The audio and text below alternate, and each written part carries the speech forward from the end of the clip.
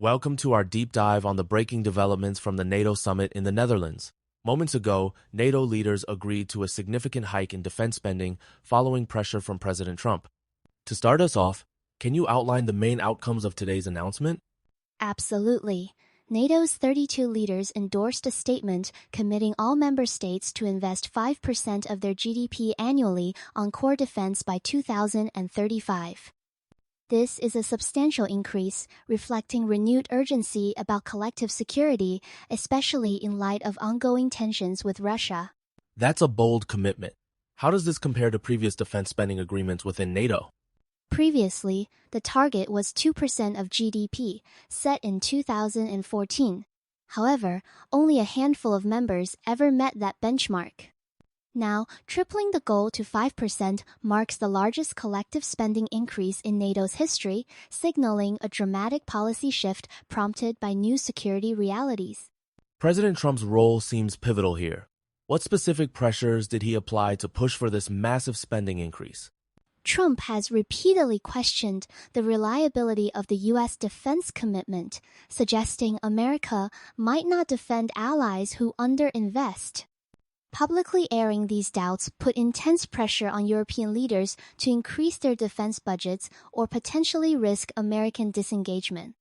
That's a powerful negotiating tactic. Has this approach caused friction within the alliance, or has it actually fostered greater unity? It's a double-edged sword. While some leaders resent the public criticism, it has undeniably forced a reckoning.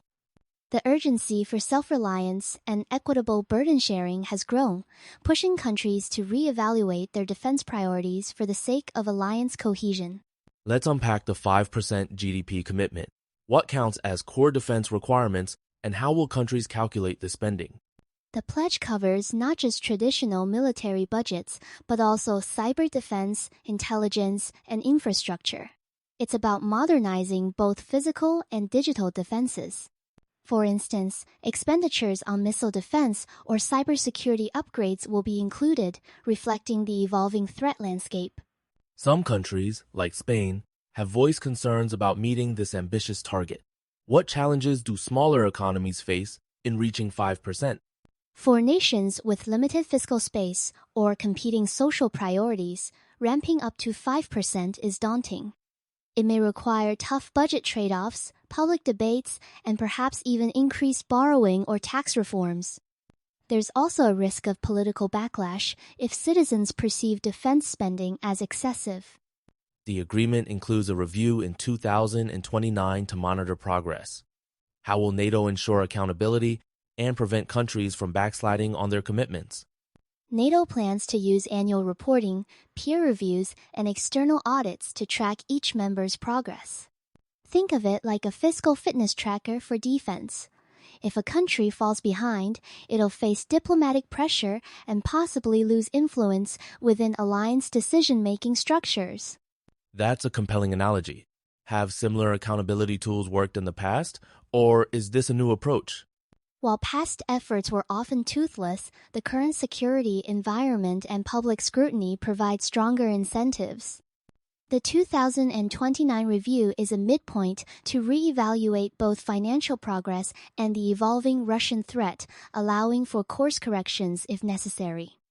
NATO leaders reaffirmed their ironclad commitment to collective defense, stating an attack on one is an attack on all. Why is this principle so crucial, especially now?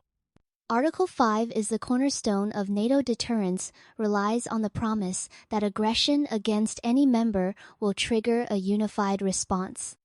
With Russia's ongoing actions in Ukraine, reaffirming this guarantee sends a strong message to adversaries and reassures member states of their security. Given President Trump's earlier doubts, did this explicit recommitment help calm nerves among European allies? Definitely.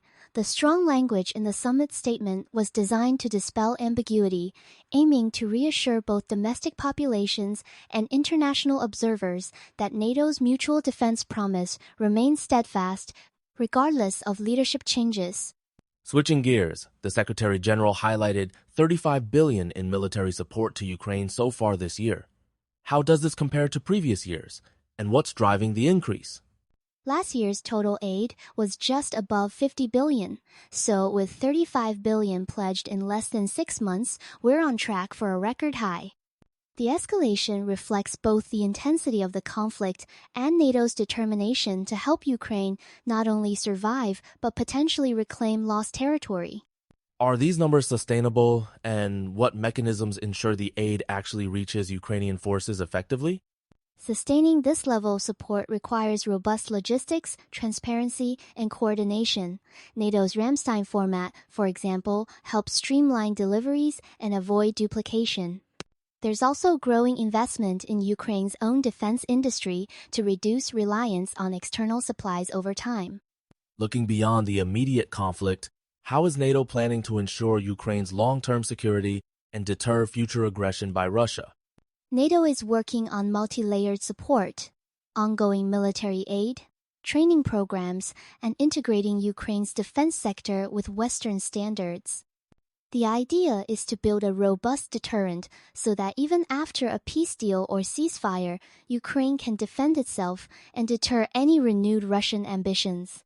What might this look like in practice? Are there historical precedents for such post-conflict security arrangements? It's similar to post-Cold War support for Eastern European states, where integration and modernization helped prevent future instability. For Ukraine, partnerships could include joint exercises, intelligence sharing, and perhaps a formalized security guarantee short of full NATO membership. With such vast new investments, how is NATO adapting its military capabilities to meet modern threats beyond conventional warfare? NATO's focus is shifting towards hybrid threat cyberattacks, disinformation campaigns, and critical infrastructure sabotage. For example, a portion of the new spending will go toward cyber defense teams and space surveillance, reflecting lessons learned from Russian and Chinese tactics. How do these new priorities affect the traditional balance between land, air, and naval forces? There's still a need for tanks and jets, but future conflicts are likely to be multi-domain. Investments in AI, drones, and advanced surveillance systems are as critical as tanks or fighter jets. It's about building a flexible, tech-savvy alliance ready for 21st century challenges. Spending 5% of GDP on defense is a huge economic commitment. What are the potential trade-offs for member nations' economies and social programs? Allocating more to defense inevitably means less for other sectors, like healthcare or education, unless economies grow substantially. For example, a study by the European Policy Center suggests that, for several countries, meeting the 5% target could require reallocating up to 20% of existing budgets. Could this provoke political backlash or social unrest, especially in countries already struggling with inflation or inequality? That's a real risk. Leaders must communicate the security rationale clearly, emphasizing that defense spending is an investment in stability, which underpins economic and social well-being. Transparent budgeting and public dialogue will be crucial to maintaining support. As we wrap up, how do you see NATO's role evolving in the coming decade, given these new commitments and global uncertainties? NATO is at a crossroads. Its enhanced funding and modernization efforts aim to keep it relevant against both traditional and emerging threats.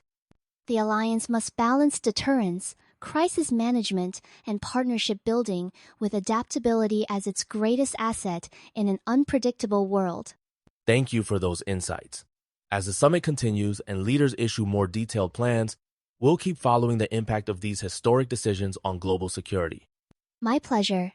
The coming years will test NATO's unity and resolve, but today's summit marks a significant step toward a more secure and responsive alliance.